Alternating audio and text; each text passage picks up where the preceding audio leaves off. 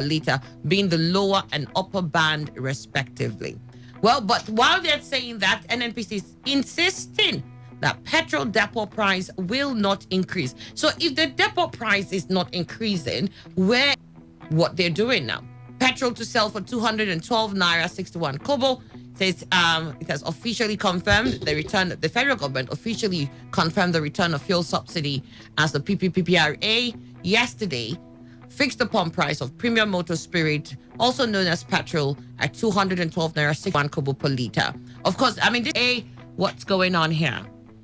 Well, maybe I'm not confused because exactly what is happening is what government wants. PPRA is an agency of government, a wing, if you like.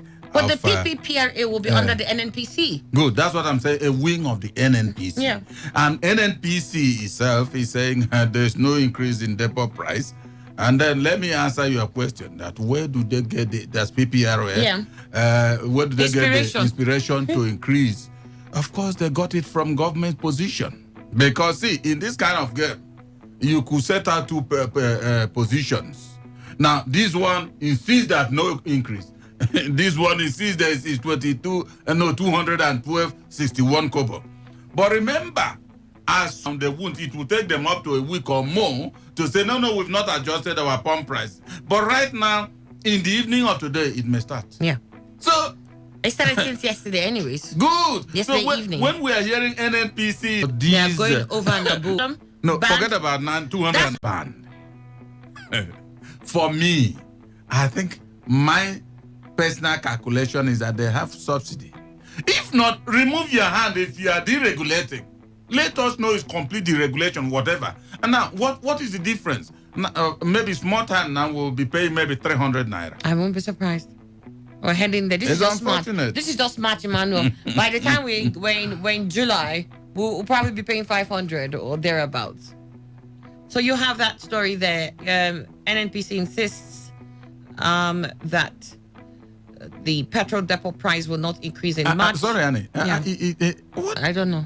Because see, when NNPC now bounce back to issue of Mago and Malami, that is DSS, all of them under presidency, and the Malami supervising as it were.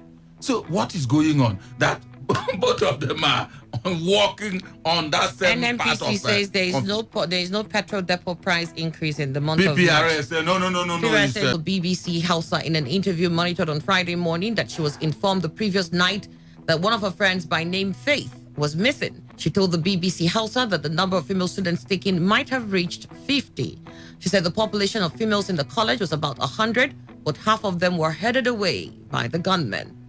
According to the students, the kidnappers came to the college around 11 p.m. and operated for hours. She said no male student was affected.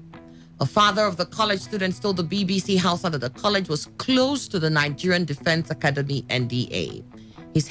His house was not far from the college, and they heard gunshots from 11 p.m. to 12 midnight. We were not bothered because we were used to hearing gunshots from the neighboring NDA. It was early morning that my daughters told me female students of the college were kidnapped. Because I live close to the college, my daughters stay at home. He explained that it was after the students were taken away that security agents came to the college and moved the remaining students to the NDA for safety. Movement has been restricted within and outside the college while security was beefed up. Why are you beefing up security now? Now, I mean, like, who will come back after the damage has been done? The people who kidnapped will come back now that they know that security agents are there and say, what, we forgot a pellet, or we forgot to kidnap one more person? Who will come back there now who obviously was part of the crime? Why are you beefing security up there now for? Yeah, you see, it's show business. I tell you, the way I'm seeing the whole thing. Because remember, President Buhari just, that's why they captioned it that they dared Buhari. They did. Good, but remember... And the rest of us. Yeah, remember that it's not enough to talk tough. Once you talk tough, you plan tough. And that is exactly, I always say, it's action. It's not exactly the words that count, but the actions taken to indeed consolidate on the word. But the president has said that Now, were there preparations made? Because if they were, a place that is close to NDA would have been a very safe haven. But of course, no preparations. It's quite unfortunate that we keep on having children. Now, the thing has deviated from adults now. It's children that are supposed to be protected that are now suffering or being persecuted. And they were particular about what they came to do because in this college, they took only the females. Females. So they knew exactly what they wanted to do. Yes. You see, it's unfortunate because... for how long will we let this happen? It's not for a how new trend. long? In Niger States, they have to shut down schools? Is that what we do? It's not a new trend because remember when even they started from Yobe State, one technical college or so, they said they operated for more than either 5 hours or 4 hours.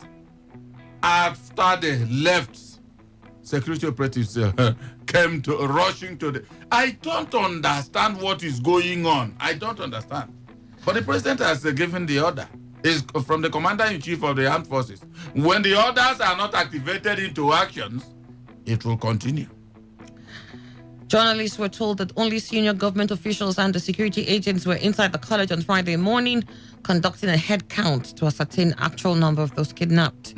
Let us keep on conducting Empty head counts shells of bullets that might have been shot by the kidnappers during the operation were seen on ground near the college gate, even as some security agents were noticed picking the empty shells. A helicopter was later sighted hovering over the school and its surrounding areas. You've got the NDA very close by. If a parent says, look, I could hear gunshots, but I thought it was the NDA because I usually hear gunshots from there. So that means the NDA should also be able to hear the gunshots too. Are they not trained to hear these kind of things? And then go and verify. When we were growing up, we would hear that even police stations, once you hear gunshot nearby, you see police stations rushing out, coming to find out who were shooting. But this one, we are talking about soldiers. So everywhere, did they dispatch people, some soldiers that were shooting in that night, that the NDA didn't consider it right to go and find out? If there's one person whose crown, there's one person whose crown is very heavy at the moment. I don't want to take it away from the parents of these children, but I really do not envy him, is Samuel Arwan. Of course. Who is the Commissioner for Internal Security of Kaduna. Samuel Arwan, no. If I was Samuel Arwan, my heart would have dropped long ago. Anytime we see any of these issues in Kaduna State, Samuel Arwan has to be somewhere running back and forth and trying to secure, make some sort of meaning out of what's going on. I don't know how he does it, but, well, Samuel Arwan has confirmed this incident. Okay, let's move away from there. Hopefully, the government is doing the right thing this time around and trying to secure the lives of the students and making sure they're back home as soon as possible. Because it's not okay. We saw what happened in when they returned those other students. I think, was that in Kagara? In Kagara. Yeah, just it. No, the other female students that they took from Zamfara. Okay, Zamfara.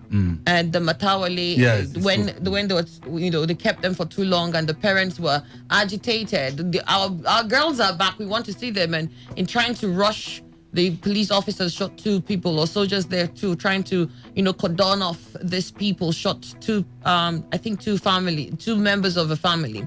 Why can't we be using rubber bullets? No, we can't. We need to kill them. What I'm just trying to say here, because I can understand the trauma that the parents are going through now, of course, knowing that their female daughters are with this sort of wild animals at the moment. And I'm just saying that the longer they stay with them, the worse the parents can imagine different things going on. So the earlier they're rescued, the better. And it's not okay to just rescue them. It's a traumatic experience that will not leave the parents nor leave the girls in a long time. And in Nigeria has become a public spectacle. The ridicule is too much. Remember, Niger State couldn't do anything. You just shut down schools. All schools shut down. Good. All public schools in Niger State. Meanwhile, we are saying education is key. They shut it down. Is poor, and when there is no education going on, tell me exactly the situation. Remember Chibok? No, I made a mistake. I went as far as Chechnya. I was wondering. Chibok. Some of them are still there, and that's how they came and headed girls away. Some are still with them. Today. Some are still with them. It's unfortunate. All right, 2023 Northern Groups urge Okorocha to run for president. A coalition of Northern Groups comprising Northeastern Patriots, North Central Development Cycle, Northern Youths in Politics, Public Awareness and Societal Change, and Arewa supporters of Indibo have thrown their weight behind Senator Owele Rocha's Anayo Okorocha to declare his interest in the 2021 presidential election. Speaking on behalf of the groups in Bauchi on Thursday, chairman of the coalition, Alhaji Suleiman Usman, pointed out that it is the turn of Southeast geopolitical region to produce the next president, since other regions have had someone from their region at the helm of affairs. He said that their decision to support Okorocha is based on his pan-Nigerian records over the years, saying that his election will advance the already threatened unity of the country. Nigeria comprises of 3 major ethnic groups that are representing the over 300 ethnic entities in the country, and a country with diverse ethnic groups as Nigeria can only develop, live in peace, unity, harmony, and progress if justice is served through the rotation of national leadership. In our pursuit as a group of patriotic Nigerians desiring for the peace, unity, and progress of our nation, we deem it necessary to support a complete Nigerian who is dedicating his life in the service of humanity, who respects the culture and religion of all faiths, who cares for the less privileged, a man who will designate concrete sources for employment of our teeming unemployed youths and women. So this coalition of Northern groups are supporting and throwing their weight behind Rocha's Anayo Okorocha for president come 2023. Well, see, there is nobody that won't have those that support him and those that stand against him. That is the true position. And so, if Okorocha is supported by this coalition, remember there may be other coalition from the same north that will say that they are not supporting Okorocha. But this one has supported him. Let him warm up now if he counts them adequate to instigate such, to arouse such activity. Let him just get ready. And indeed, run if eventually he is chosen to run.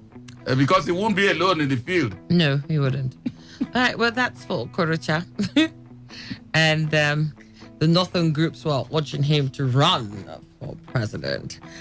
My fear is that if Okorocha runs for president, after his tenure, he might just be looking at his in-law. No, you're going far. To succeed. This time, he's the president. That's my fear. His son may become the president. Because he was governor, his in-law fitted the bill. But this one, it has to be closer. So the son will take up. All right, then. 2023, Northern groups urge Okorocha to run for president. You find that story in the Vanguard newspaper. So let's get on another story here. It says healthcare may become fastest growing sector in Nigerian economy. Oshibajo, investments in top medical care and the overall healthcare sector in Nigeria is set to birth one of the fastest growth areas in a resurgent Nigerian economy, according to Vice President Yemi Osinbajo-San. Professor Osinbajo stated this today during his virtual remarks at the official unveiling of the Evercare Hospital in Lekki, Lagos State. Evercare Hospital, part of the Evercare Group, operates as an integrated healthcare delivery platform in emerging markets across Africa and South Asia, including India, Pakistan, Bangladesh, Kenya, and Nigeria. The international group has set aside $1 billion healthcare fund. The business case for more top quality medical care in Nigeria has always seemed quite obvious. But I think the fact that the Evercare Health Fund, a $1 billion emerging markets healthcare fund, has chosen to invest in healthcare in Nigeria clearly confirms, even to the greatest skeptics, that we are seeing the birth of what may well become one of the fastest growth areas in the resurgent Nigerian economy. That's from Professor Osinbajo. I wish it will become. I tell you, because completely it's not a business that is thriving now. And that is why Nigerians are suffering. That is why Nigerians are going to India, going to Germany, going to America and all that. I hope it will become as he is, because himself is still hoping also, even though he made that as, is it an assertion? That statement is not assertive, I tell you. But because he knows exactly what obtains. Maybe he is thinking 1, 2, 3 have now sprung up. And so he is thinking it will become fastest. Yeah. Let it happen. Because when it happens, let them be remembering still that Astor Rock Clinic may not be having a Panadol or whatever, or syringes. So when even private sector, for instance, comes up and then are doing certain things, issues of healthcare, government is not giving it priority. I don't know what they are doing. But I do agree with him on the sense that sector might as well become one of the fastest growing areas. That would be nice. Reason being that it is a dead area. Already I've said that there's nothing. It's not a traffic area. business in Nigeria. It's a dead area. And so if one or two people pick interest in that, you will see how that area will blossom, because it just needs a little prodding for it to wake up. Of course. So if investments are sunk in there and other people see how quick, they're making their ROIs on that, a lot of other people will venture it and decide to give, premium health care for whatever amount of money. Because as it seems now, Nigerians are ready to pay enough money as long as get quality health to get quality health care. Yeah. And if it's not being provided by government, as it were, obviously anybody who sets up any sort of establishment and is offered to give you great health care and provide all the things, you go to India and seek, or go to England and Dubai and they're able to give it to you right here. A lot of people will opt for this place and do what they have. It's true. So the sooner that government also understands that is also a place they can tap into and not just private investors, the better for everybody in Nigeria. Move away from that story to those calling for my arrest are clowns. This is from Gumi. Islamic cleric Sheikh Ahmed Gumi has slammed those urging government to arrest him because of the meetings he holds with bandits, describing them as clowns. Gumi, who revealed yesterday that government officials who attend meetings with bandits said he was not the first to hold dialogue with bandits. He said even the Kaduna State governor dialogued with them. Zamfara governor dialogued with them. I'm not the first person that started dialoguing with them. That's bandits. I only added value. I find them to be religious. Religion is the only thing that teaches you that blood has sanctity. So this is the religious angle. I'm trying to gather them and teach them that there is sanctity to life. They cannot kill, rape, and so on.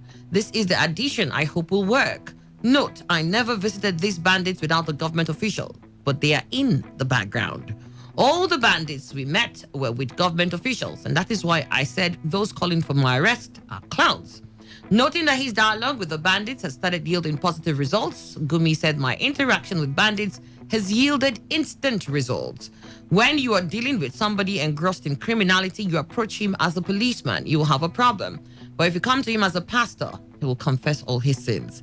So we approach them as clergy, and they feel comfortable to vomit all their problems. Hence, we see how we can appease and help them. We are not approaching them as authority, but from the spiritual angle. Every human being has that spiritual influence, and that is why we are adopting that. So he said, you're clowns, for all of you asking that I should be arrested. Well, I'm actually doing this in cahoot with some state governors. Even though I do not think they are clowns, maybe because they are upset, that's why they are calling for his head in terms of being arrested by operatives of government. But I don't think Gumi is wrong in terms of going to dialogue with them. What I will think is wrong is if government implements his suggestion in terms of not calling bandits, but calling them, militants or whatever, or such things. But everywhere in the world where there are crises, you can see individuals who are not government officials come out and lead the dialogue and arrangement discussions with those people who are renegades. It happens across the world.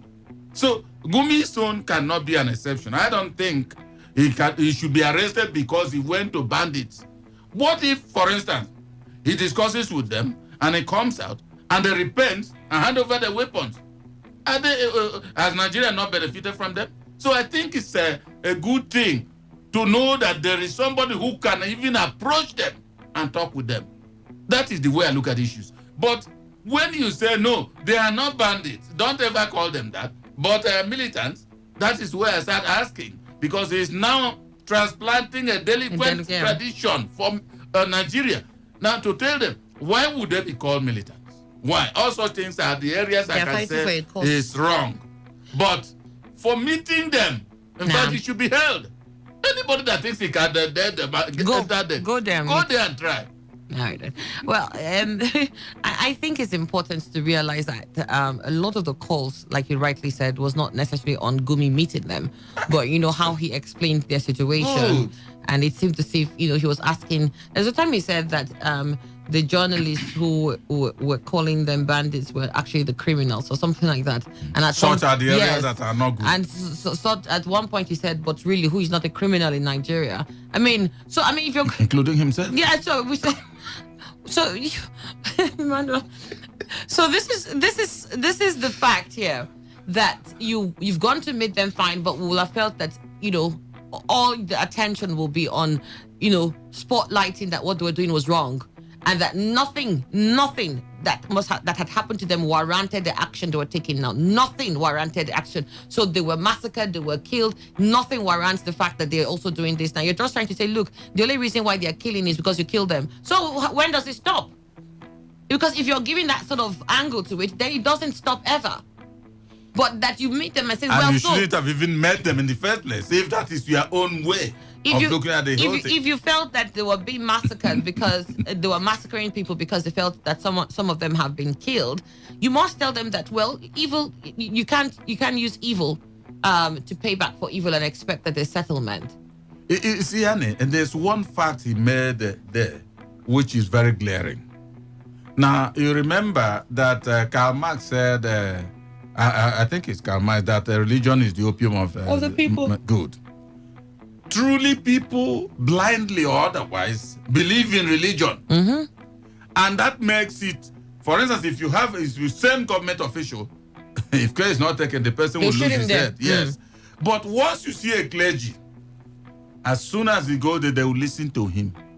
Because of these religious intoxication and all that. So they will listen to him and it comes out. Sometimes it works out, sometimes it doesn't. That's why but at least it's not bad. That's why I said when he was there as a clergy, it's the same thing you should have told them. What you're doing is wrong.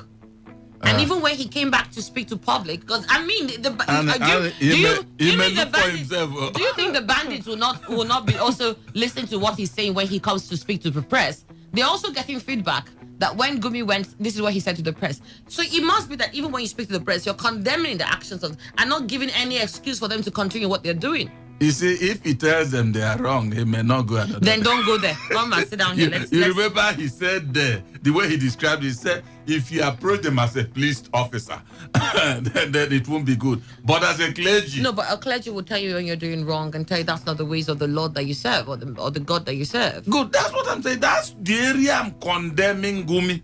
But to approach them, I mean, it's not an easy task to go about this, huh? Moving to another story. Insecurity. Federal government shoots down talks on mercenaries. Vows to come out in full force against insurgents. Says negotiating with bandits suggests weakness. Insists government will not be blackmailed. Reveals meeting with Sheikh Gumi. Niger State government orders closure of schools. Bandits demand 200 million naira to free 19 people abducted in Niger State. Bandits kill 7 in Kaduna villages, burn property, rustle cattle. Banditry taking too much toll on us, traditional rulers tell Buhari. Well, federal government yesterday ruled out engaging mercenaries to assist Nigeria in the fight against insurgency, which has continued for more than a decade. It also vowed to come out in full force to fight insurgency in the country, saying it could no longer tolerate blackmail in any guise. Government's declaration came on the heels of repeated calls by governors of the Northeast states, led by Borno State Governor Professor Babagana Zulum, the People's Democratic Party, PDP, and other stakeholders that mercenaries be engaged to help defeat Boko Haram. This came on the day Niger State government shut all public secondary schools in the state for 2 weeks, following incessant attacks by bandits.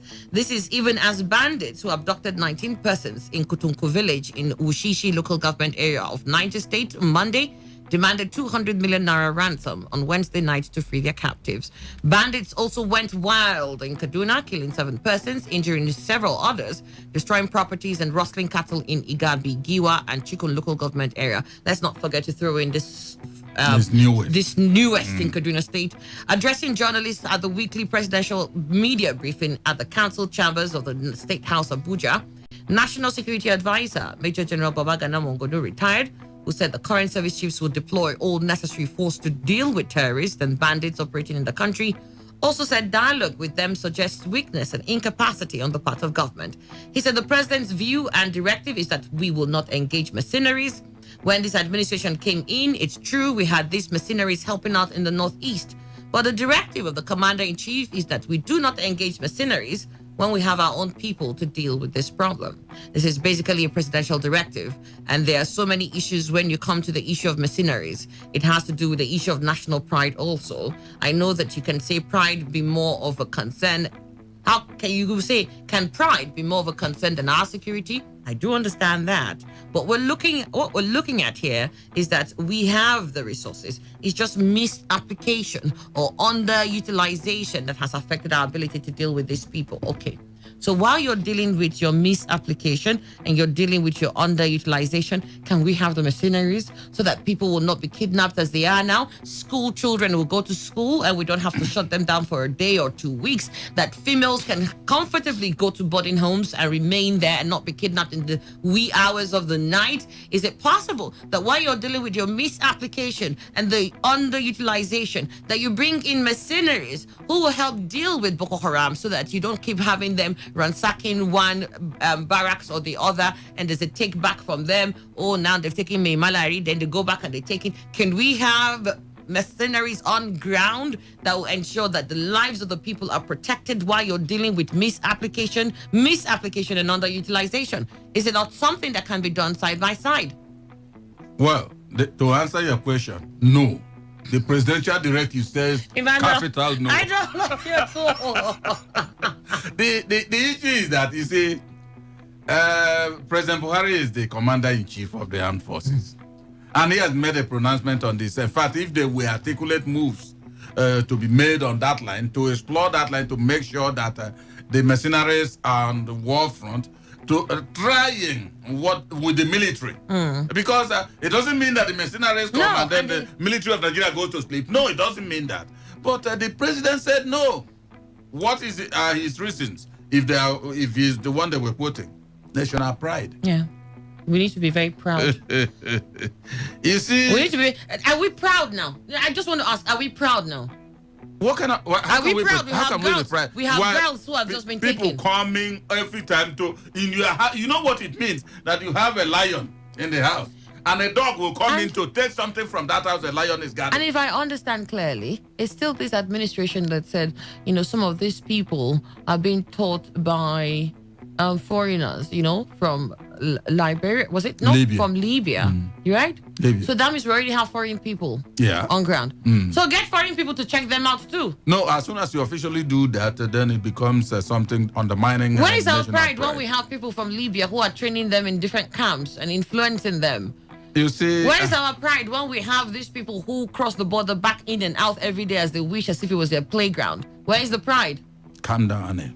Calm down. I can't realize, okay, whatever we're doing, just 6 weeks or so. It worked. They were able to beat them back to the post-war, wherever they did, and we held elections. So, you might also say we're not having you for a long period. Let's also see whether you can push them back to this point, and from there we'll take over. And they are paid. So, where is the pride? They are paid. All right. It's national pride. Yes. All right, we'll just leave this at that. The phone lines are open now. You can call into the show. Let's get your thoughts on the issues that we've had so far. Because I'm even afraid to open any newspaper again, because everything I've had today has just made me furious. Insecurity, federal government shuts down talks on mercenaries. Says banditry taking too much toll on us. Traditional rulers tell Buhari. Bandits demand 200 million naira to free 19 abducted people in Niger State. Meanwhile, Niger State government orders closure of schools. And the federal government insists government shall not be blackmailed and that they will not negotiate with bandits as this shows weakness. Meanwhile, no to mercenaries. That is on one hand what we talked about here. And then we also had, one more story. Herders farmers crisis linked to climate change. Khan and Sultan, the Nigeria Interreligious Council under the joint leadership of the Sultan of Sokoto, Alhaji Sa'ad Abubakar, and the President, Christian Association of Nigeria, Reverend Samson Ayokunle, said yesterday that herdsmen and farmer crisis in the country were linked to climate change. It stated this in the press release signed on behalf of the two leading clerics by NIREC's Executive Secretary, Father or Professor Cornelius Amunokwa in Abuja. The council noted that although it was clear that other issues contributed to the clashes between herders and farmers, a high percentage of the menace had to do with poor vegetation caused by global warming. The cleric said Nigeria as a country is experiencing its own fair share of environmental pollution and global warming effects. The fact that herdsmen and farmers are clashing over vegetation can be directly or indirectly linked to climate change. You know, I completely agree with this, that we see the movement of cattle herders and we're seeing more of them, following the vegetation. And you will wonder that for a lot of these states in the north will understand that they're beginning to be hit by climate change in the manner that vegetation is drying out. How many states are championing the action to plant trees? How many state governors are deciding to find or have taken decisions and action towards pushing back the push, or shall I say, the encroachment of the desert? What are they doing? Because, it just seems as if, it's global warming, so these things happen. Like, there's nothing we can do to slow that process. There's nothing we can do to mitigate the problems that this global warming is causing us as a people at the moment. I'm yet to see a governor that has decided to carry and every now and then there might be some tree planting events where they'll put in about 100 trees and that's it. And by the time you check that spot, the trees have died, because that's not the intention was just for the photo ops. It's a ceremony. Yeah, it was just for the photo ops. The ones who have driven it, and because I see this happen in India, where it became a culture of one community, and what they decided is if a child is born, how to make sure that you plant the trees. If a child is born, while the child has to plant its own tree, so the family takes the child to plant the tree, but the community must come along together, and the community is encouraged to also plant a tree. But everybody knows that we're planting all these trees because this new baby was born today in this community. Now the place is almost like a living forest, but they still continue because they needed to save themselves from desertification. You see, Annie, the fact is that we love paid holidays. We're not doing any work. No, our leaders are not really, Manuel. Because see what they are telling you is there's climate change. Climate change. Agreed, it's climate change. It's not in doubt. But where's the action plan? We are not doing anything. Where's the action plan to change that? Leave this particular thing, go to sleep. It's climate change. There's nothing anybody can do. Meanwhile, I know that where Israel lives, good. They are also known to be giant in agriculture. Why can't these northern governors collaborate to make sure that, okay, if this is what is bringing the problem always, incessantly, let us curb it. By this collaboration, we plant trees and then plant whatever, all these grasses and all that, and allow our herdsmen to remain here. That's too much trouble. No, but climate change should be her responsibility. It's too much trouble. We can't do that. Manuel, you think it's easy to be governor? You think about everything.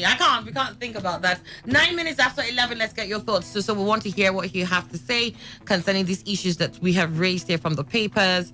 The last story here, herders farmers crisis linked to climate change. This is from Khan and the Sultan. And then we also had in the papers this morning, those calling for my arrest are clowns. Gumi, he said that. Healthcare may become fastest growing sector in Nigerian economy. Oshibajo.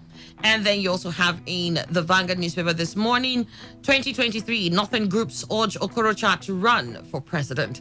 And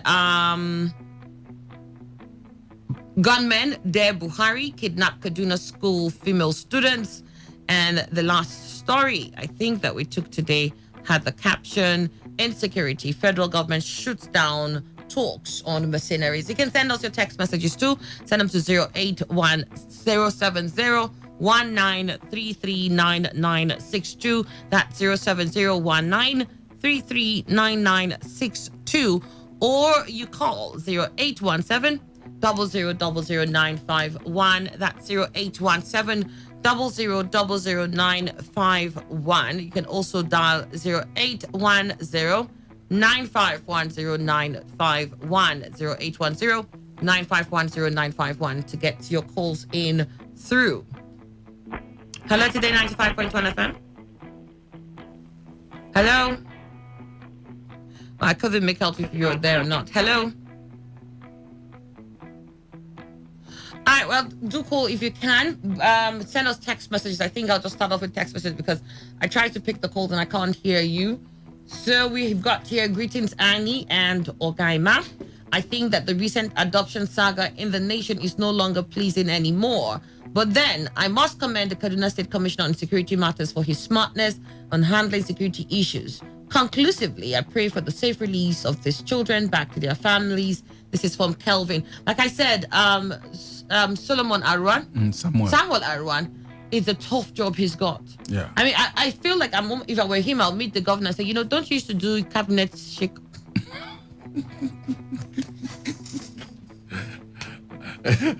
He will look for the one that is most excruciating and say, okay, you take over this. Don't you do cabinet shake-up? Don't you turn us around now, throw us around a bit. Put me in finance. Put me somewhere I don't have to deal with. And his name, Samuel, means maybe from southern Kaduna. Yeah, I think, yes, he must be from the southern part of Kaduna.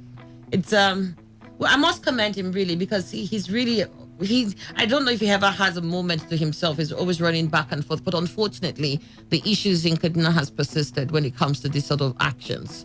It has persisted. So they need to sit on, on a table, a round table, and come up with something that works for them and that they can completely eliminate this. But you see, I think one of the biggest problem is,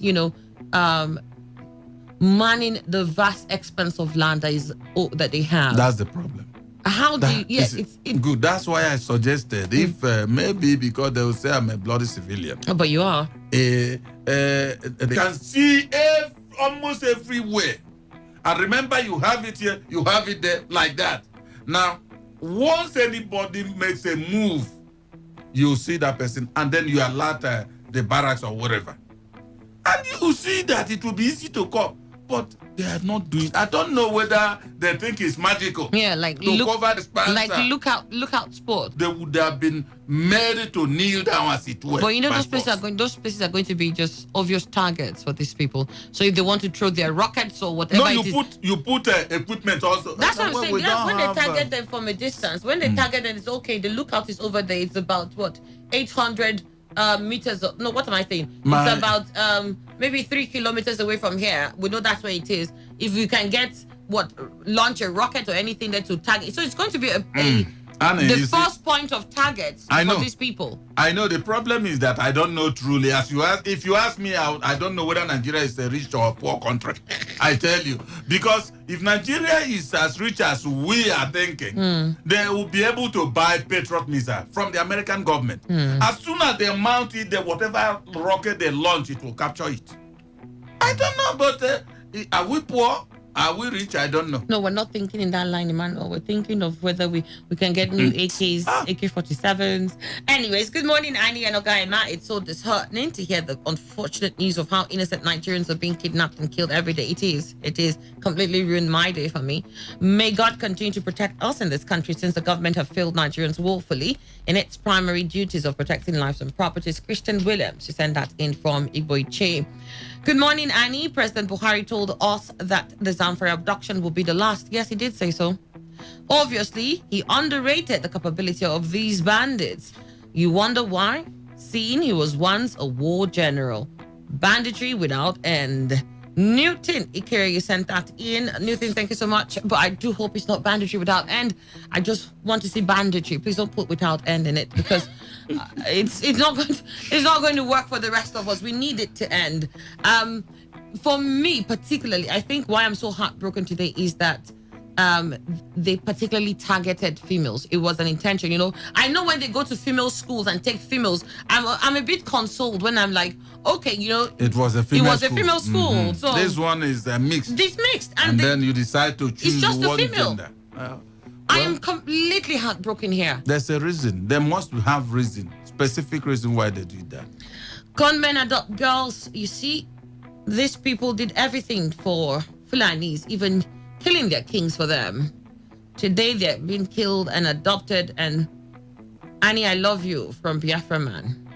You see, I tried to edit some of the things you said because all we know here, and I'm doing this deliberately here because I don't want to be part of those who are stereotyping people and doing so because, well, you can. All we have is that bandits have kidnapped people. We don't know who these bandits are. Yes, maybe in recent times we've seen people like Gumi who have gone to speak to Fulani bandits.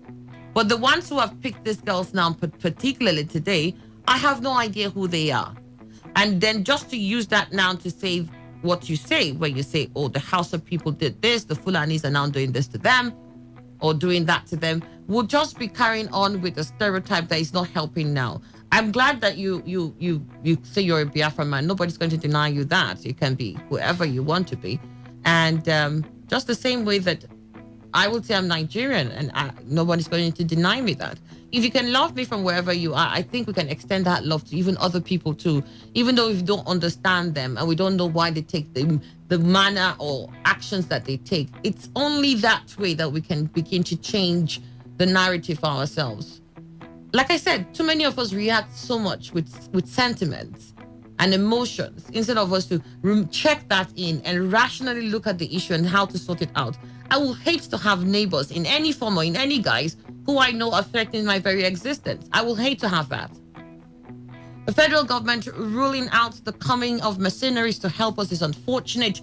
The truth of the matter is we have failed when it comes to security in Nigeria. Let's try something new. Absolutely.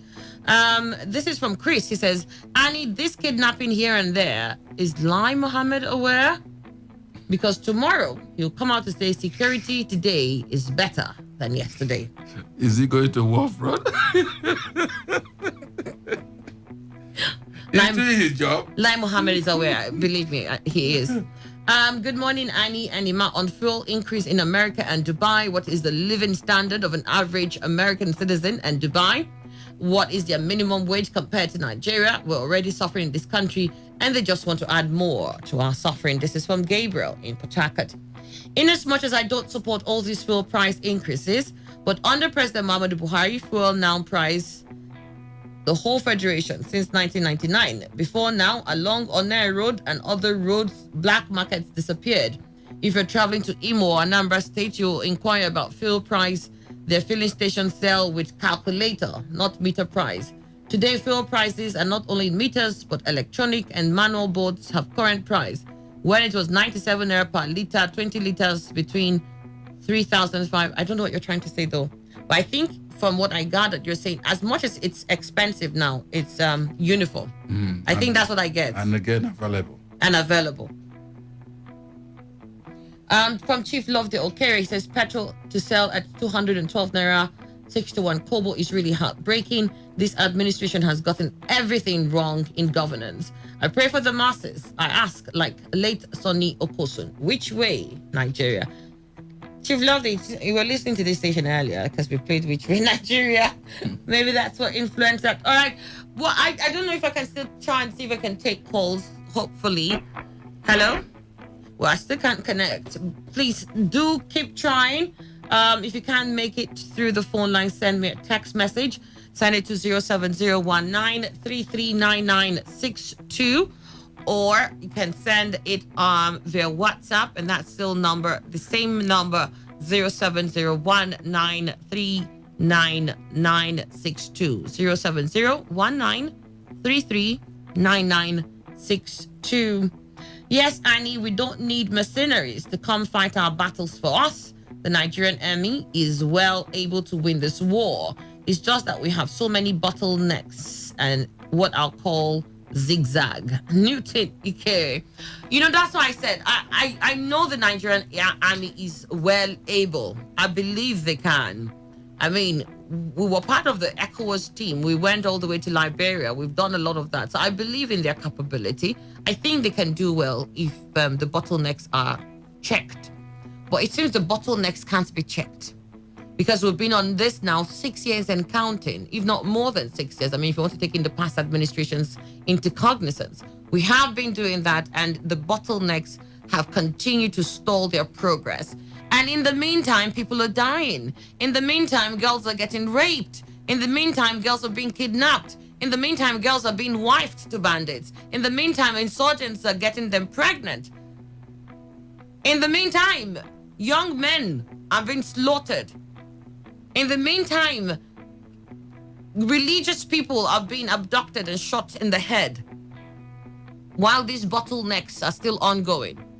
So you see where I'm desperate to see mercenaries that do not have bottlenecks to stop them from doing what they need to do, because I need people to survive. I want to survive.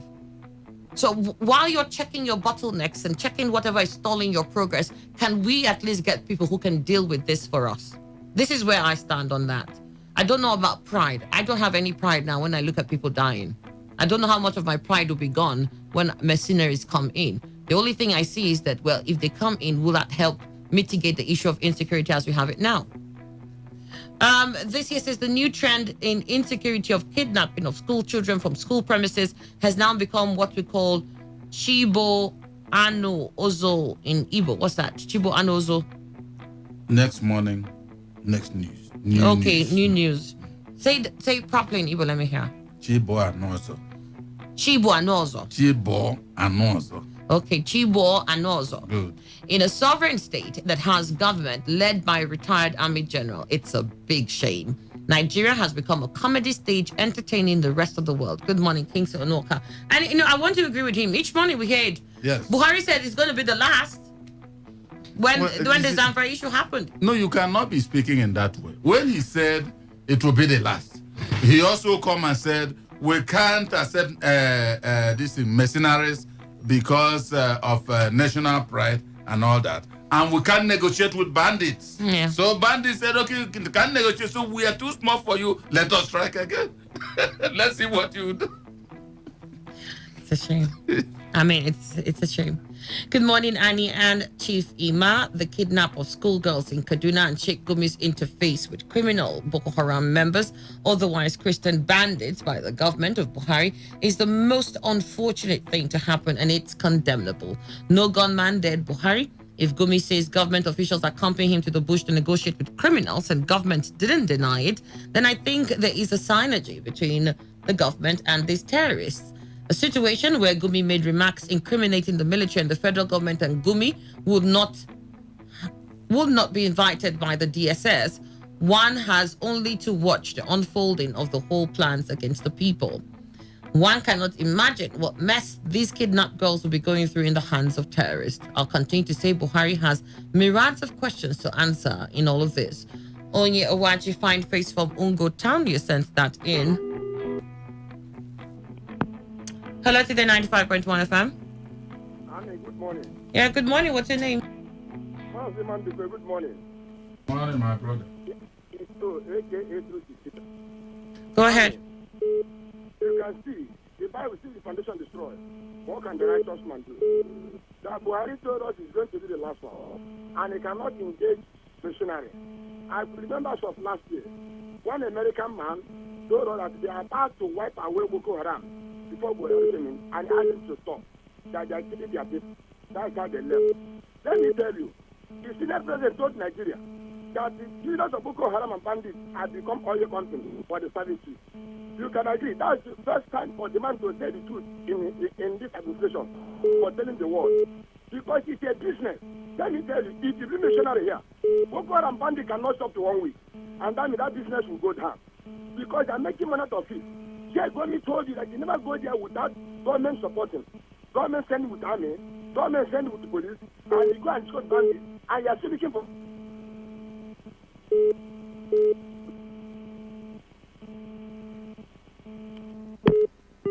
All right, then. Well, we lost that connection. Call back if you can. Hello, Today 95.1 FM.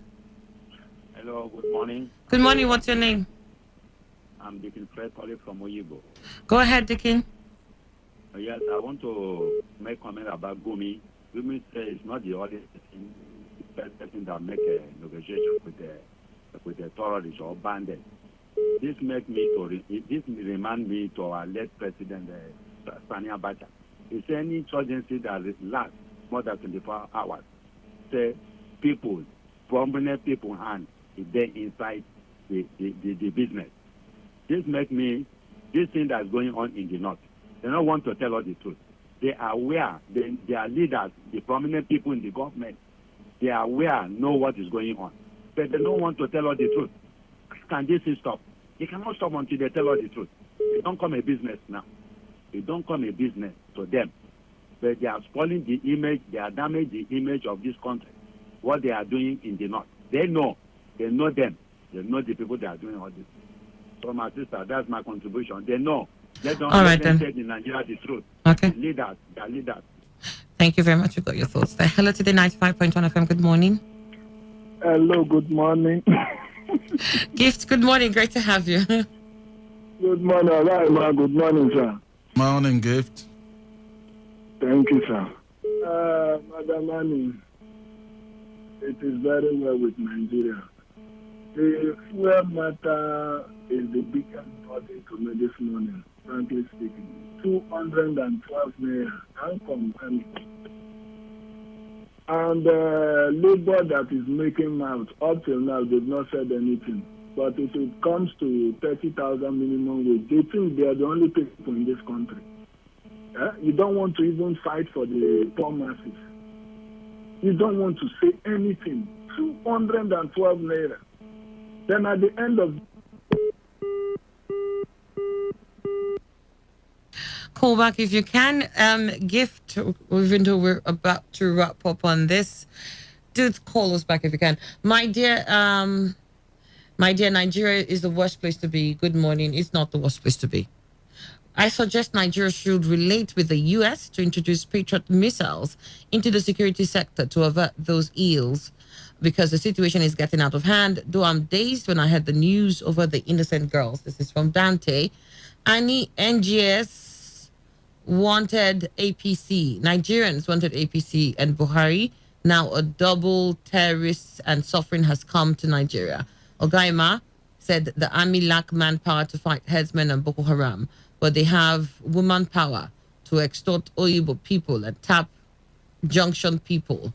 APC have an agenda. Nonso, you sent this in. Okay. He says they have woman power. No, he knows that. He's making me aware of that. What's that? Oh, Lord. Prince Gilbert says the government know exactly what they're doing. Every wrong going on in Nigeria is political. All right. Gilbert from Jimmy Annie, let Gumi, who knows the bandits inside out and what they stand for, go and rescue these girls immediately, because these girls may be used as sex slaves by this Boko Haram or is it bandits. Shame on the nation. This is from Charles. Another here from our WhatsApp platform. Annie, why is nobody calling on the service chief to resign now, since the insecurities continues? Or were we speaking from the sentimental point of views? But I tell you that those sponsoring and benefiting from all these insecurities, thinking it is Buhari you're bringing down by killing innocent people, shame on all of you. IBC.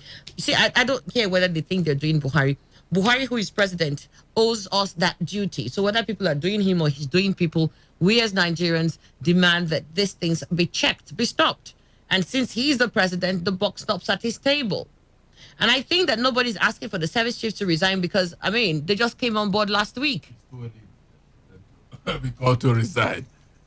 Let this continue, and then you see if we won't call for their resignation too. Don't take Nigerians, for a joke. That they will call for their resignation if they feel that they're failing.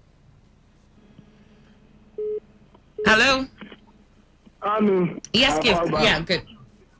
Yes, Annie, I've heard everything you and Ogaima have said this morning. I agree with you, but my biggest problem this morning, Annie, please try and help us and beg federal government. If you come to Bayelsa, Annie, there is no filling station again.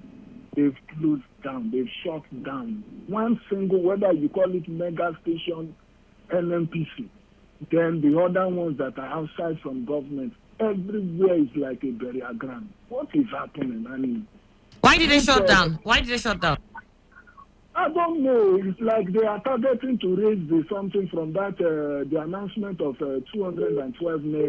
They are targeting to raise it up to either 250 or 230. I don't know. But there's no one single filling station, one, from the beginning to the ending of the state capital.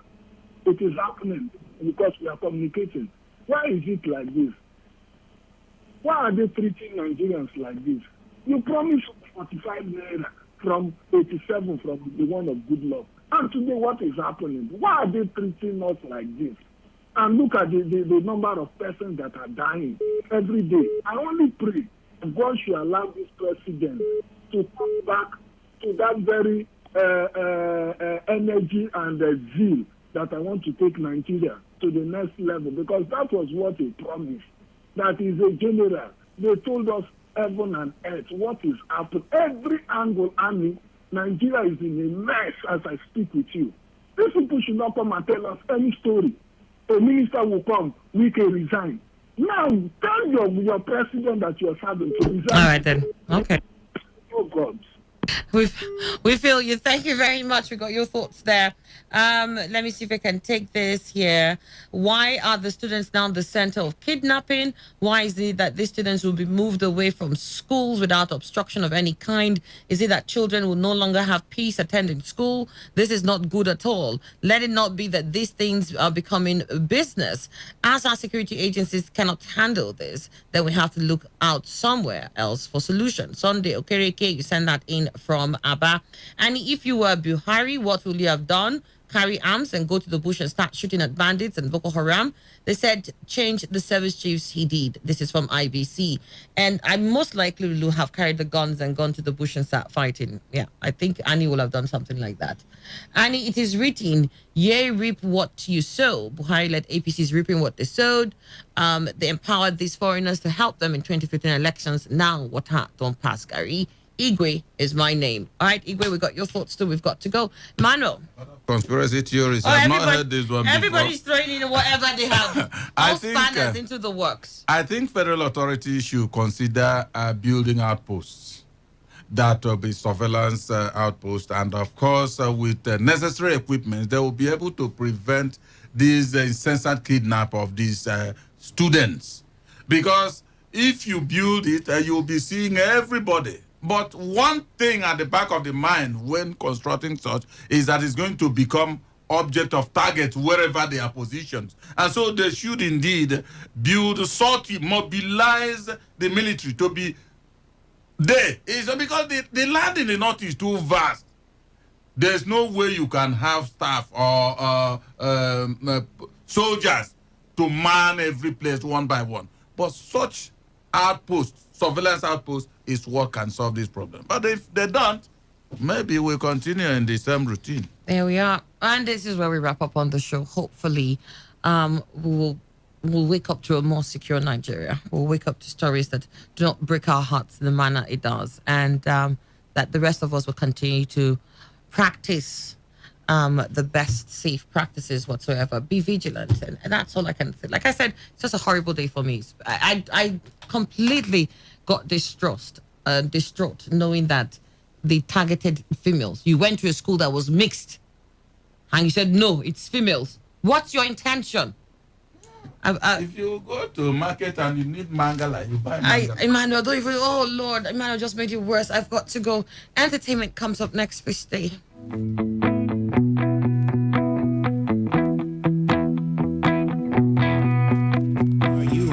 Today, 95.1 FM, the voice of the people. Port Harcourt, are you ready? Today, 95.1 FM, the voice of the people. Talk radio. I listen to a lot of talk radio. 95.1 FM. 95.1 FM, voice of the people. And we're back. It's hot, spanking new. On Today 95.1 FM. Voice of the people. What's poppin'? Brand new whip, just hopped in. It's amazing stories, conversations, back to back, right here. Entertainment Today on your premium talk radio. Today 95.1 FM.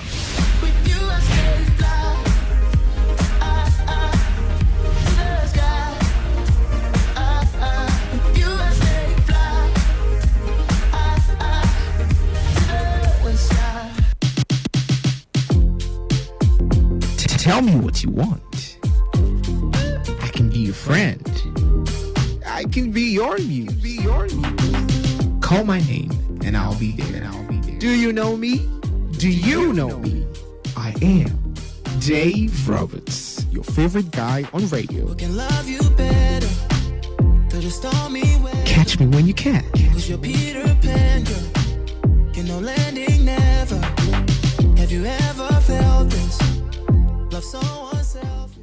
all right. All you need to know about this one is that 95.1 FM. Such a unique dial.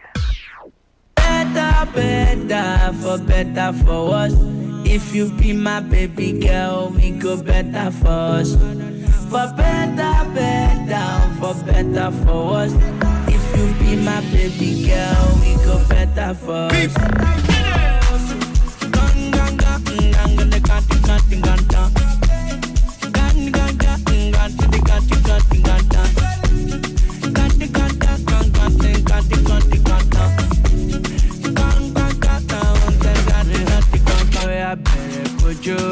Sexy mama, right now I'm ready to spend your dollar. Better go, Joe, sexy mama, cause right now I wanna spend your dollar.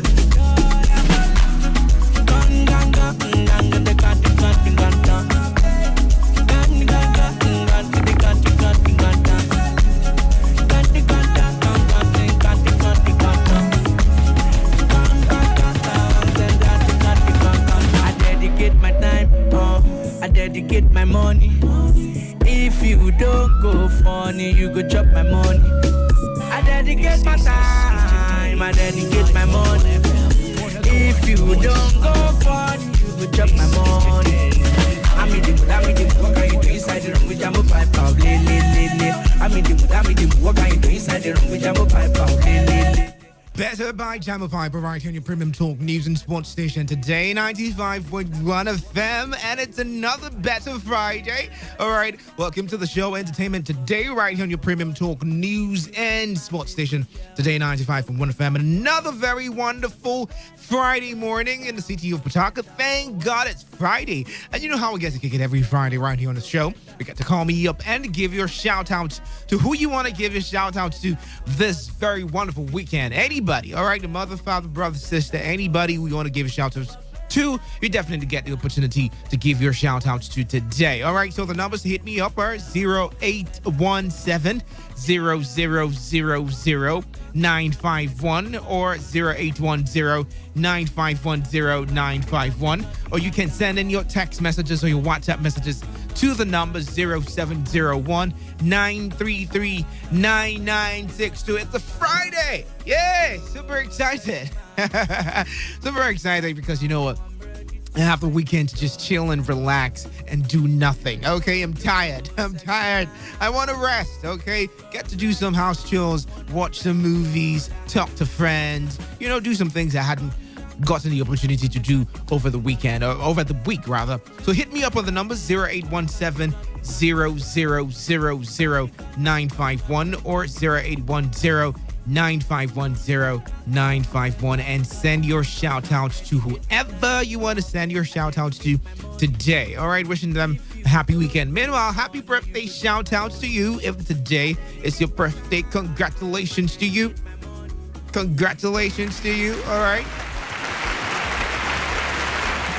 Now, this is coming from me, Dave. This is coming from Today 95.1 FM. This is coming from everybody who prays and supports you, or prays for you and supports you. Congratulations to you. All right. Congratulations. We wish you the best in life. Okay. And congratulations to the winners yesterday. Whoever got to win this prizes on my show, sponsored by Final Fantasy. Okay. Do all to come grab your free lunch today.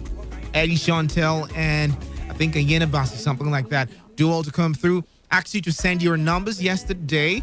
I think I've gotten just one. Okay, so I'm expecting to get your numbers so you can come claim your prize. All right, now let's head straight into the gist. Did you guys see the $100,000 hand sanitizer that Davido got for himself? That's about 38 million. That's the thing about living large, okay? When you have excess money to throw around, you just know you don't know what to do with money anymore. Like literally, you do not know what to do with money anymore. The brother just got himself a $100,000 hand sanitizer. That's approximately 38 million naira. Okay, I'm hearing someone calculating and saying, look, that's like that's like my dream money, my dream everything. Like, get me married, get me a car, get me a house and everything. Take me outside Nigeria. That's somebody's hand sanitizer money. Now, I'm not saying it to make you feel bad or saying it to make you feel in a certain way.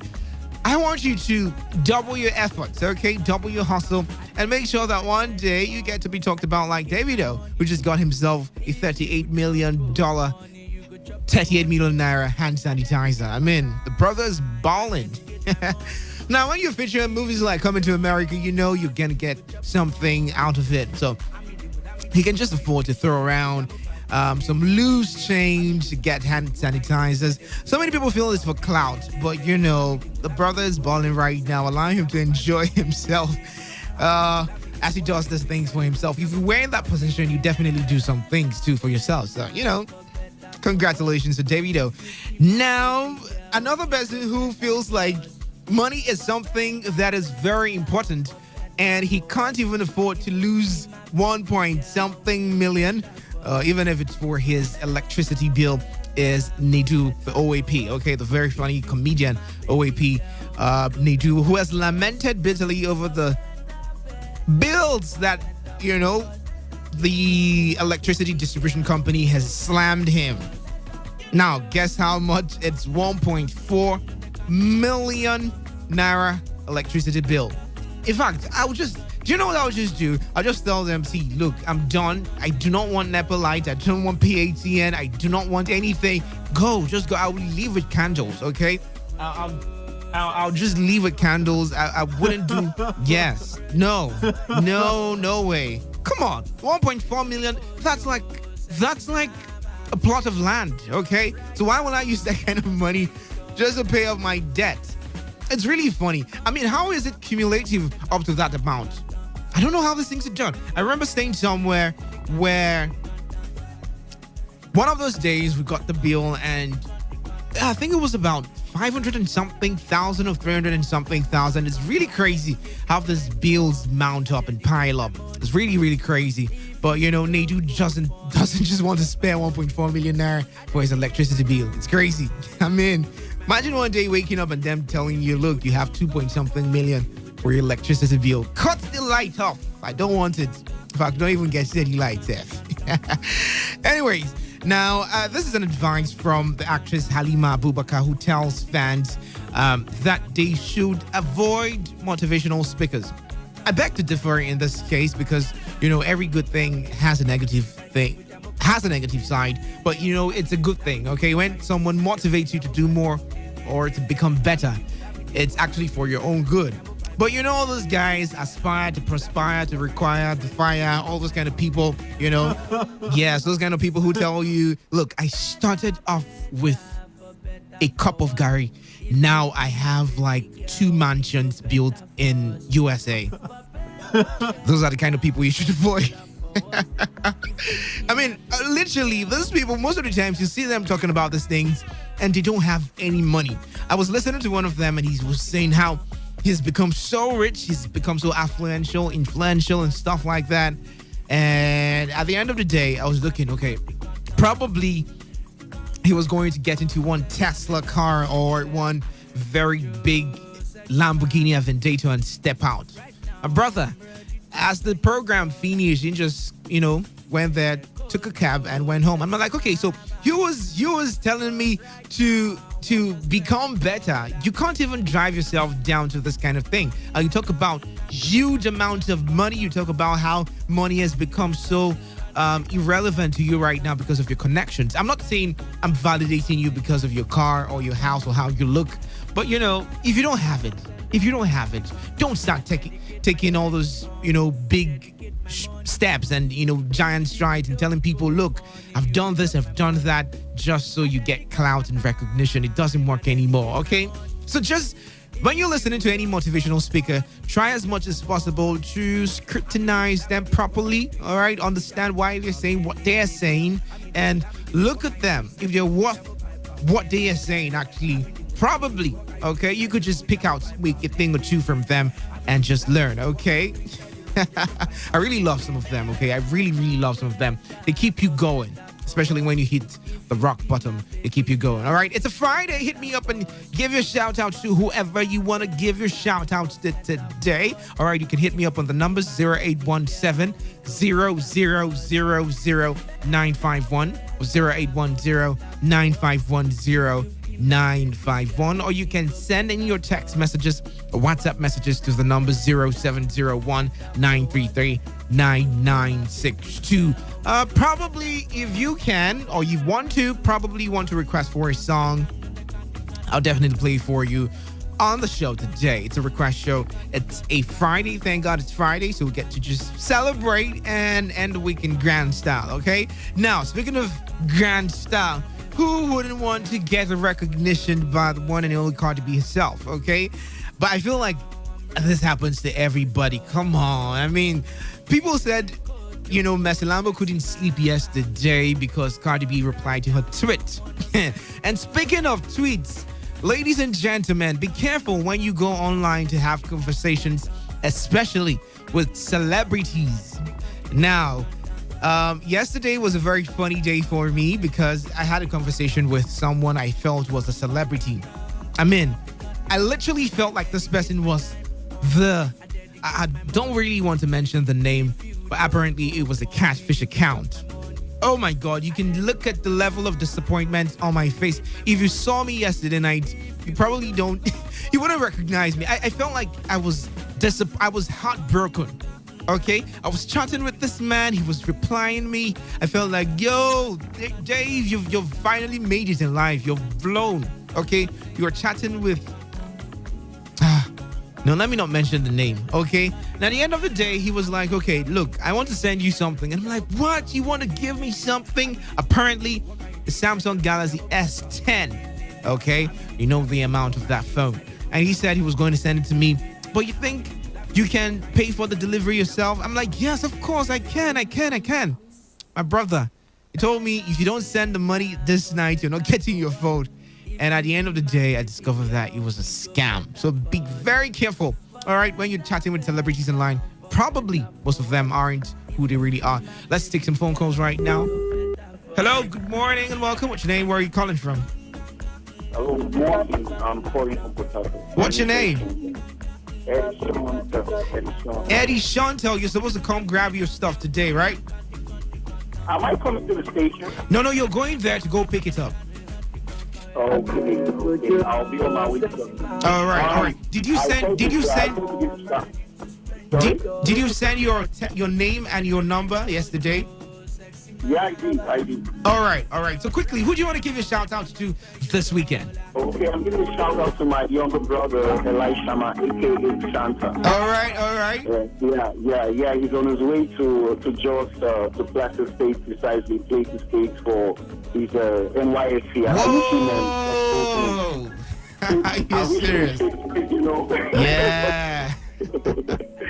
And also, I want you to play me a song by Osha Raymond, Climber. Oh, okay. All right, I'll check that out for you. If I see it, I'm definitely play for you. I will give you the last shout out to 95.1 FM. The entire crew. Yes. We had the magic. Everybody. From the team down to you. All right. All right. Ali, Abdul Salam, everybody. Okay. It's the opener. Everybody. We're giving the shout outs back to you too. You're the real reason we're here. Bro. Thank you very much. Thank you so much, Eddie. Thank you very much.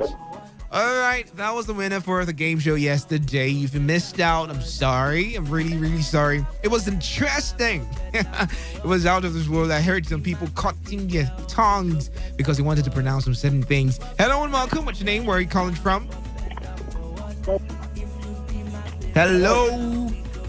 Yeah, Dave. Good morning. What's your name? My name is Blessed. Blessed. Yeah. All right. Mr. Blessed, how you doing this morning? Are you blessed? I'm blessed. All right. So who do you want to give a shout out to today? Before you do that, can you scream, thank God it's Friday? Yeah, thank God it's Friday. No, I need you to scream it. Thank God it's Friday! Yeah! Thank God it's Friday. All right. Yeah, thank God it's Friday. Who do you want to give a shout out to? My shout out goes to my darling baby, my wife. Her name is Mary J. All right. Yeah, my shout out goes to her. She celebrated her birthday on the 9th of this month. Okay, that's dope. Really dope. What did you get for her? What did you buy for her? I want to take her out. She's not around now. She's not with me now. She traveled, but when she comes back, I'll take her out. Oh, you want to take her out for a vacation somewhere? Do you want to take her to America? Where do you want to take her to? All right. Thank you very much, Mr. Blessed, okay? And my salad again goes to my baby girl, Amanda. Wow, Amanda. Daddy's saying hi this morning. Yeah. And my workers, I'm a farmer. My workers. Okay. I'm into crop farming. All right. Yeah. Thank you very much. My workers. And also, I want you to play this song to my baby, No One Like You by P Square. All right. No One Like You by P Square. All right. Thank you very much. Okay, back to the phone lines. 95.1 FM. Good morning and welcome. What's your name? Somebody right now.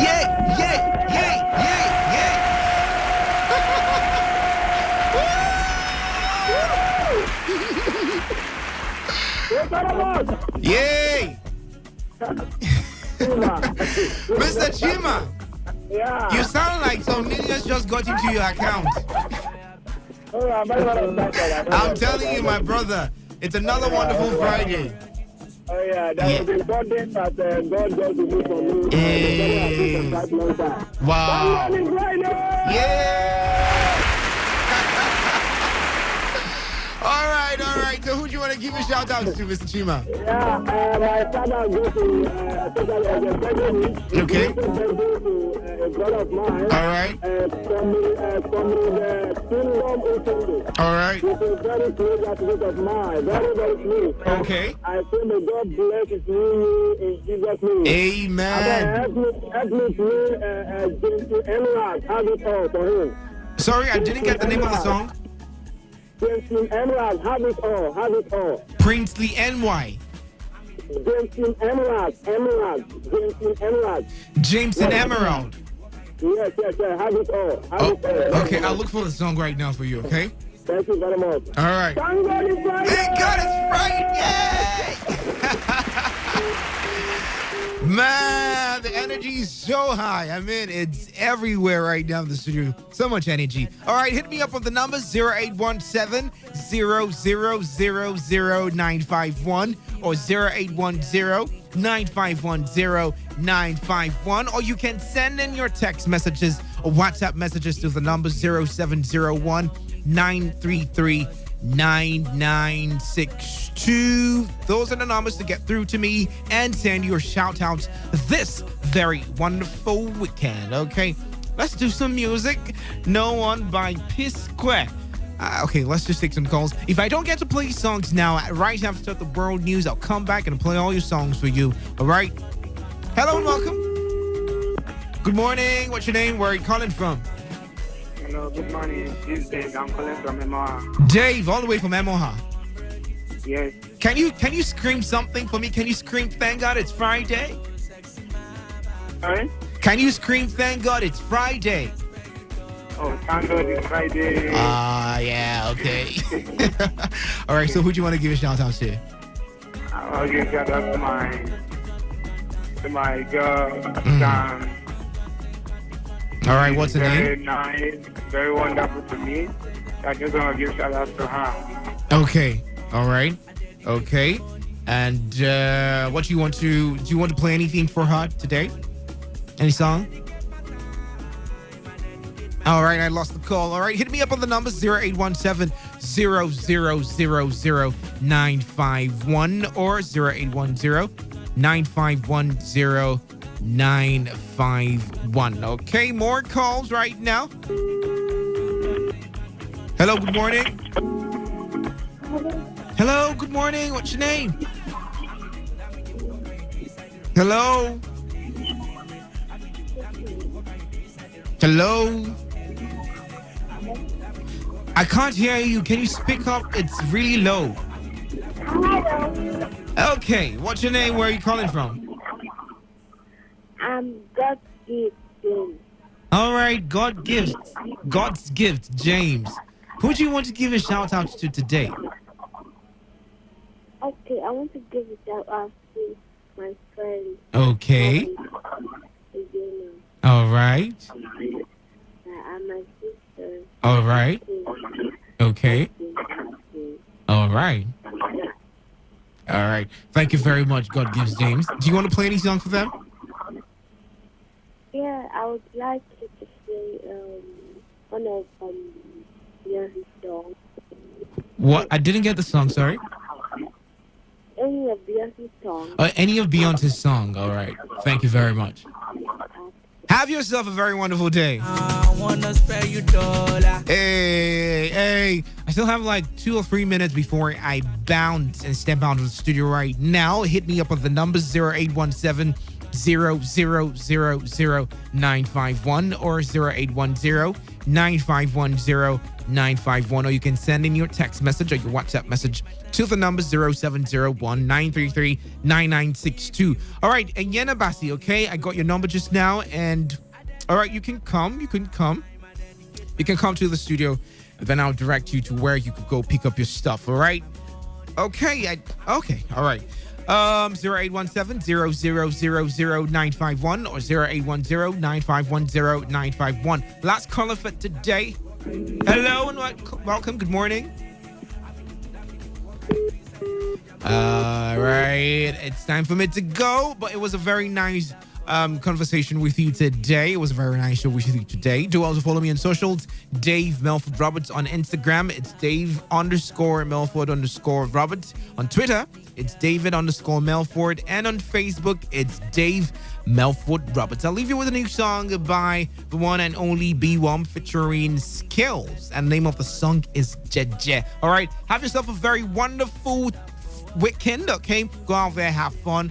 You can stay indoors if you don't have money to go out there, but make sure you maintain proper social distancing and stick to all the protocols of COVID-19. Enjoy yourself. Coming up shortly is the world news. Have yourself a very wonderful Friday.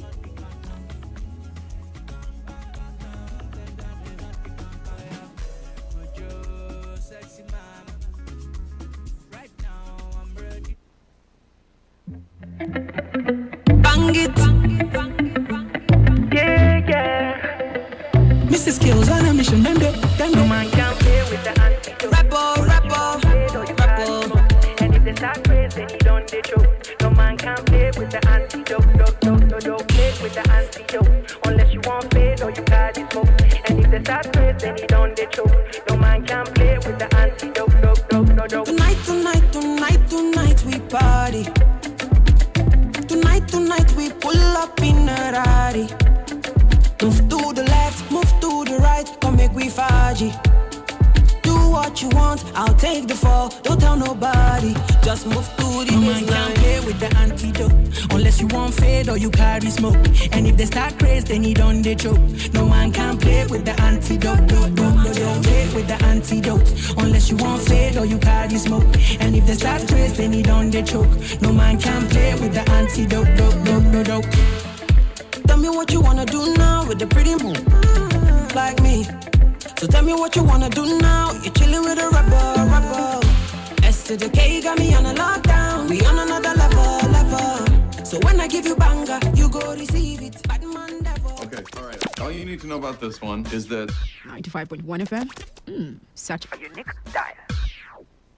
This is Today 95.1 FM, Port Harcourt, voice of the people.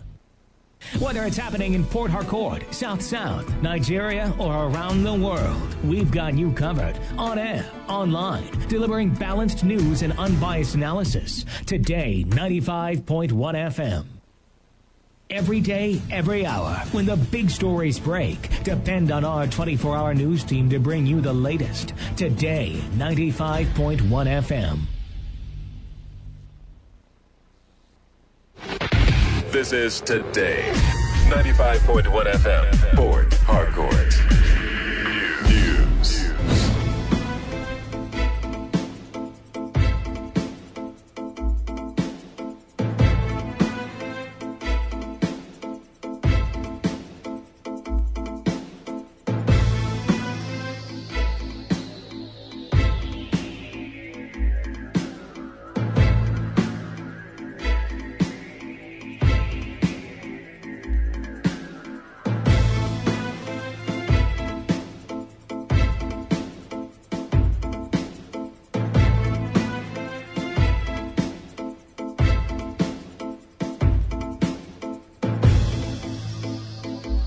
Good afternoon. This is the World News on your Premium Talk radio station. Today, 95.1 FM, Port Harcourt. I am Wealth Wilson.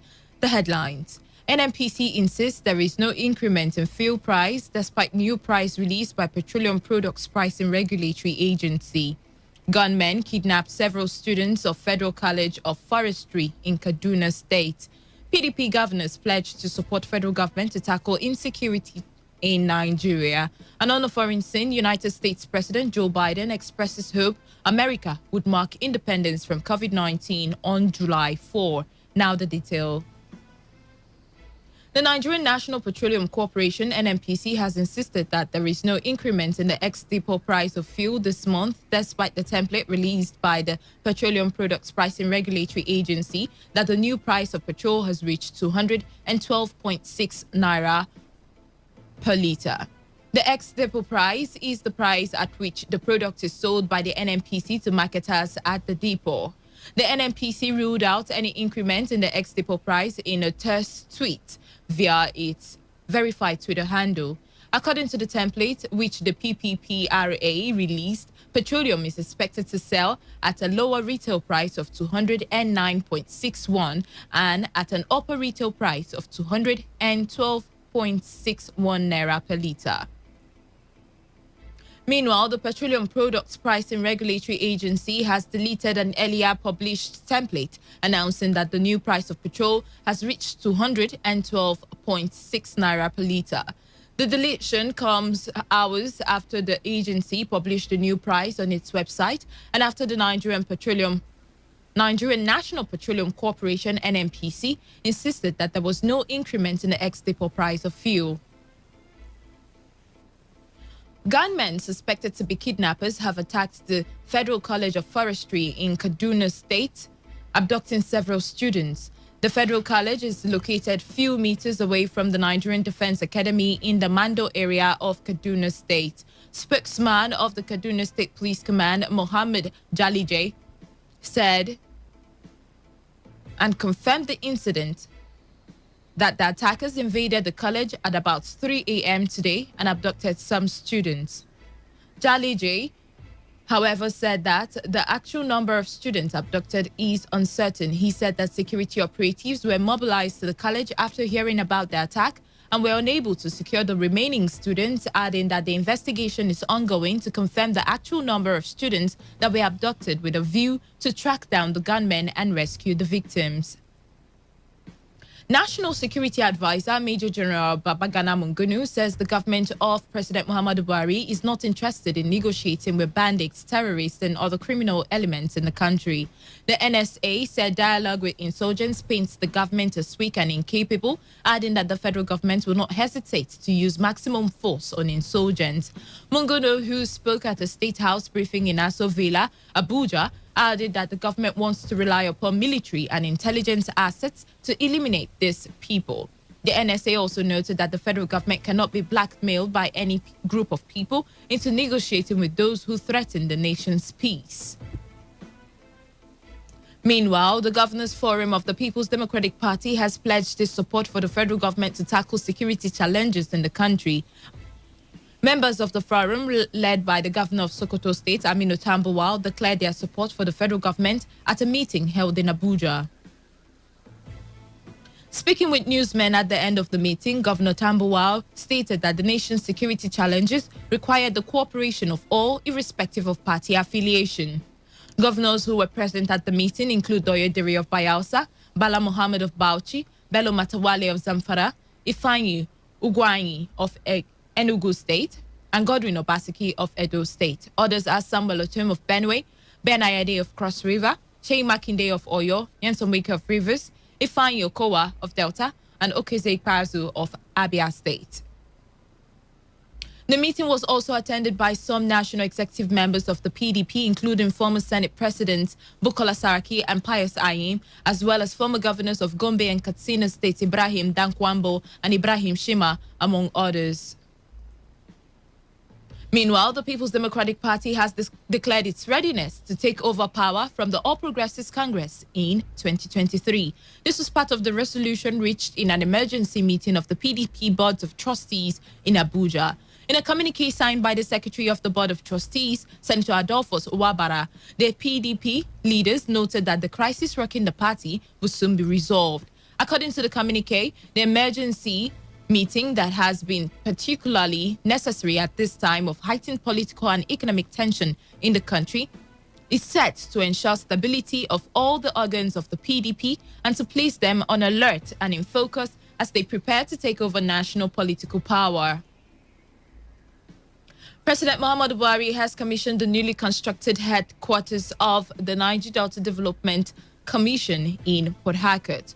The president, who commissioned the building virtually, said the year's rent paid on the old headquarters of the commission will now be used to address other needs of the Niger Delta region.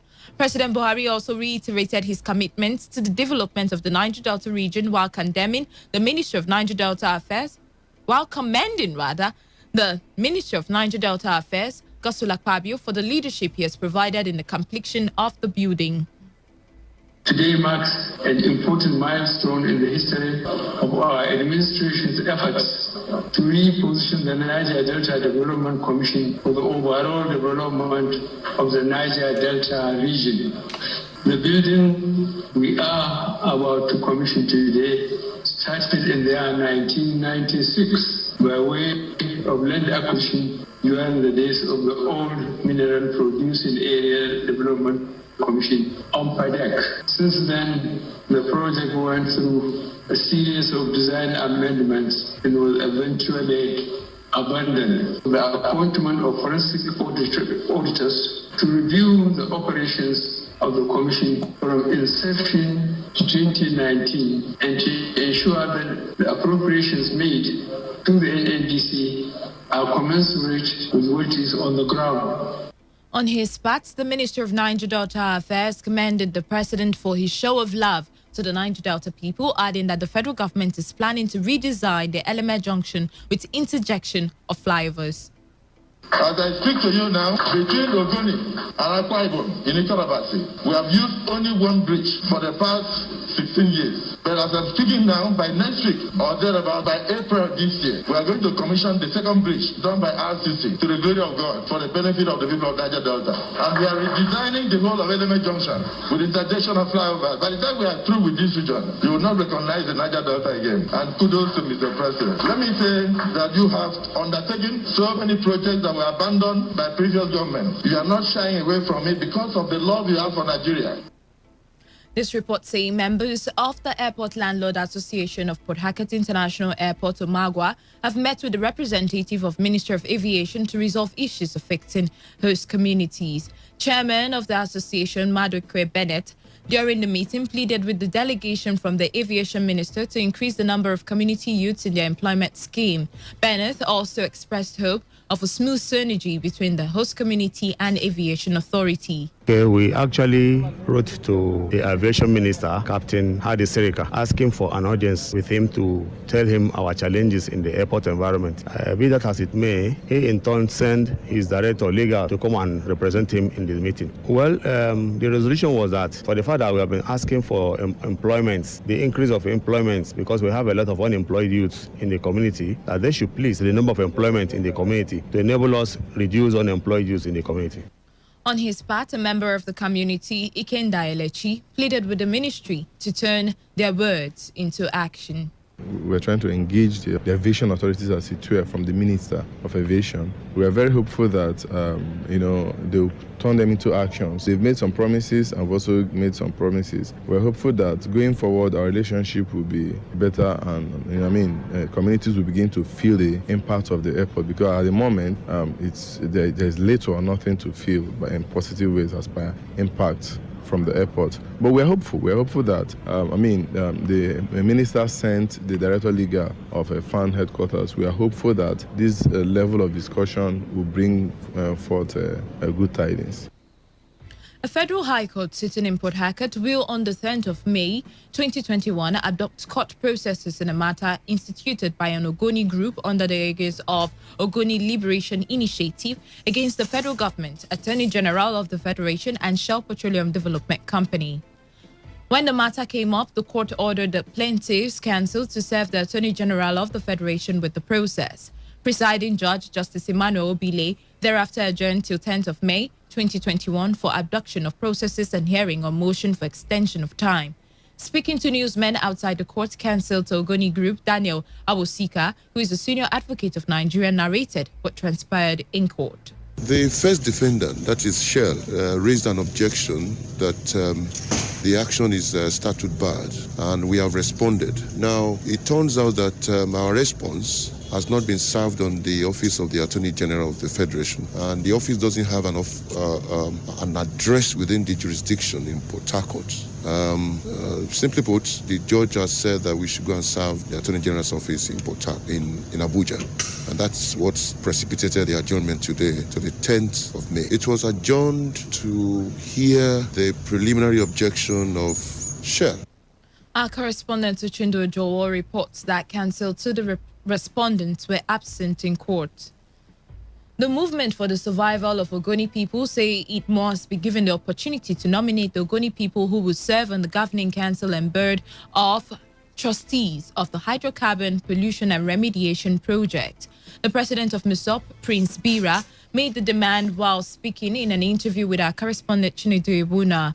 Bira said it is statutory for MISOP to be consulted on the composition of the governing council and board of trustees of HYPREP, adding that the creating of boards was the idea of MISOP. Because it was the ideas of MISOP. You have never seen any government, constitution or whatever board. We had this board of trustees. It was the creation of MISOP because the international communities haven't seen what the Ogoni people have passed through over time, intends to develop if there are concerns of the government. So if there is a sign of commitment of the government to say there's a money in a trust fund, as the name implies, it will contribute. And that is the creation. And that is how we now review and design this gazette. The gazette that deals with the structures, the compositions of the governing council, the period of expiration of 4 years of those who are serving and so on, up to the board of trustees.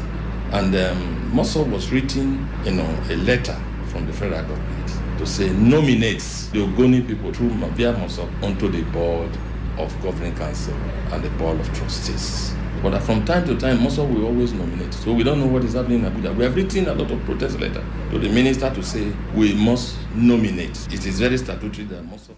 The MISOP president also noted that Ogonis are not excited about the recent approval of money for the provision of water in Ogoni land by the federal government until they see the plans being implemented. It's a mere rumor until it comes into practical. Nigerian factors approval doesn't mean implementation. What is sort of approval? You can have 30 billion approval. Should we celebrate over approval? When more than 3,000 people die, a lot of family face extinctions. We need practical things to be done, and Ogoni must participate in it. Of course, as you are aware, the first thing, even page 227 of that UNEP report, go and check it, about 63 point something million dollars, but 80% of it is meant for provision of potable drinking water. They didn't restrict to rehabilitation. So, the Nigerian factors, we are not excited over anything. We must know exactly what is happening, the design, the nature of scope, what they want to do, the nature of the water, the participation of our people, sensitizing the Ogoni communities. Not one person will go and incite violence and say, Ogoni people doesn't want them to. The next thing is that they've approved, they have taken the money. So those things, it doesn't please us.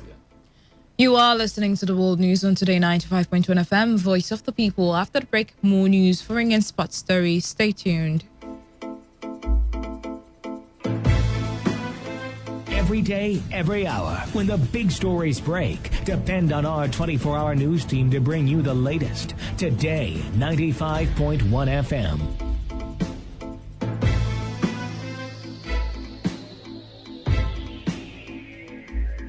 Welcome back. Still in the news, Rivers State Police Command has paraded a man simply identified as Ibama for allegedly drugging, raping, and robbing young ladies in Port Harcourt after luring them through the social media with enticing promises. The spokesperson of Rivers State Police Command, Namdi Omoni, while parading the suspect, disclosed that Ibama also drugs his victims before raping them.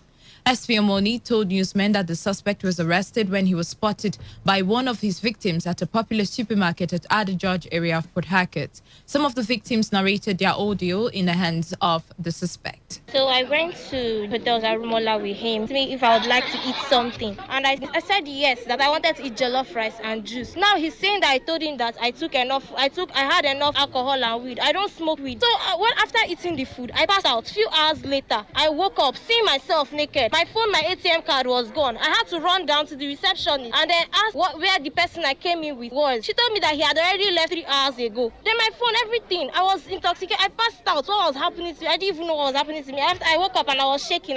The next day I went to the hospital. The doctors without borders, they confirmed I was intoxicated and raped because they saw bruises on my body. This guy brought black bullets and in my presence he opened it. Nothing was inside. I drank this stuff for me to not know. I just passed out. See, about 4 in the evening, the girls came to wake me up. I'm like, where's my phone and everything? Like, the guy left 3 hours ago.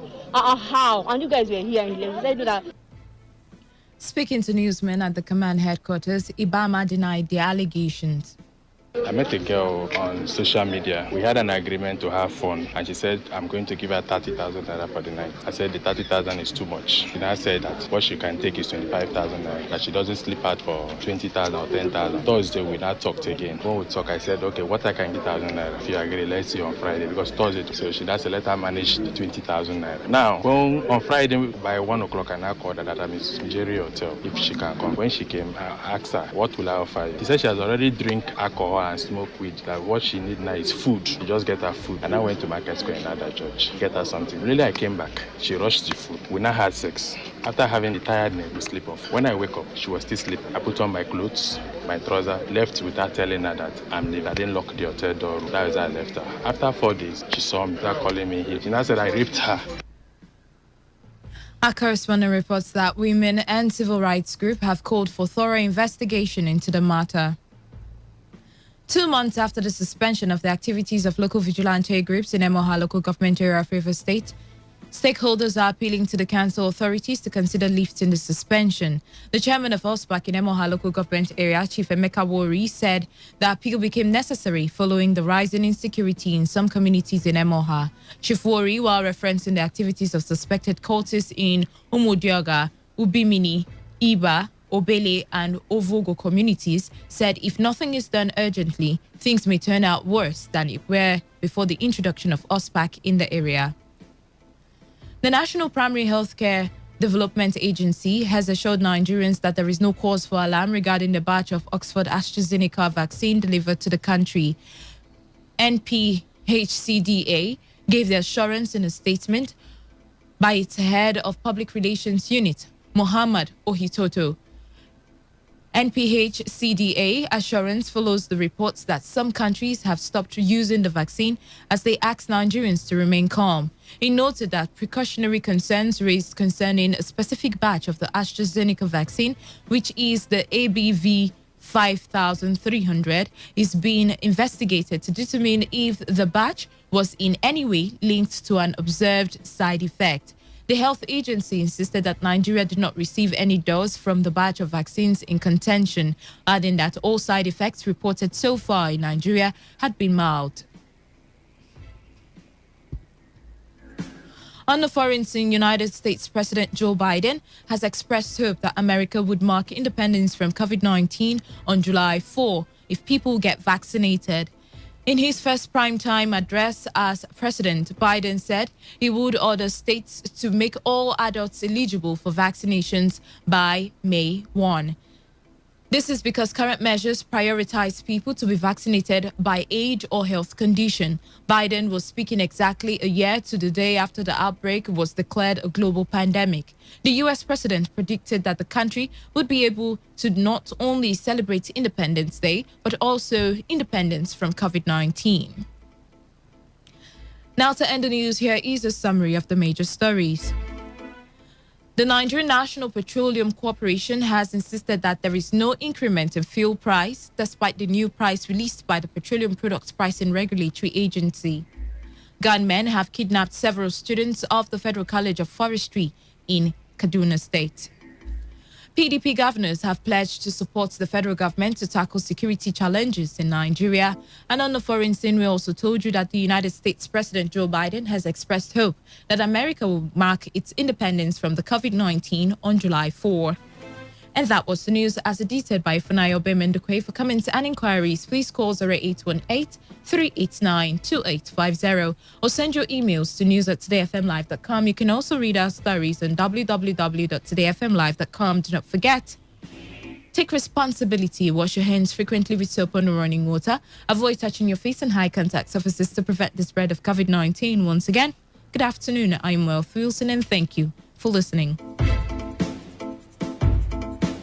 Today's news, today's entertainment, today's sports, today's issues. Today on Today 95.1 FM, Port Harcourt. People, it's a new job as Nigeria is set to have the first manufacturer store. Waiting there for Ipoland, don't land for Nigeria. Waiting the sweet people be sent for Port Harcourt here. You say waiting. Phone headquarters. We're there for 3 share location opposite Ebonyi Junction, Rumola, Port Harcourt. 3 share location opposite Ebonyi Junction, Rumola, Port Harcourt. Where they go sell to people where they buy one, like say they buy plenty. That means phone don't cheap well oh.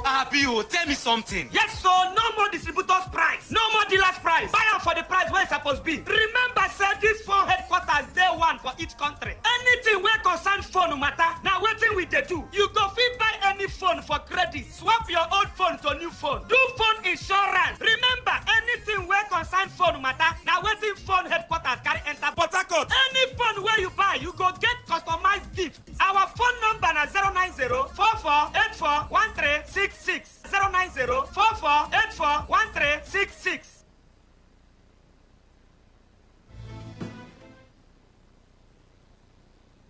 I mean, it's great if it's already in the curriculum now.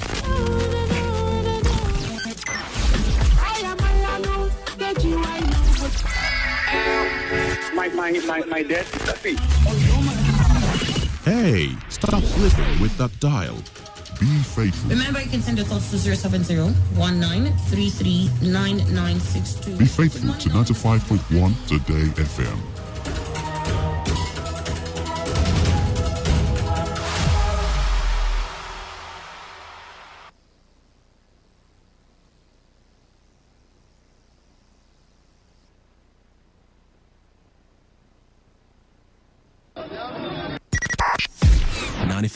FM, voice of... There is a vacancy for a vibrant marketing officer with vast knowledge in media buying and prospecting. You must be capable of innovative thinking and should be result-oriented. Please note, only experienced media marketers. Send your CV to newscareer95@gmail.com.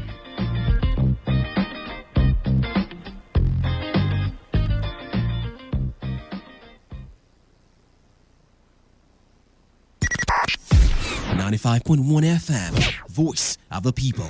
And we're back.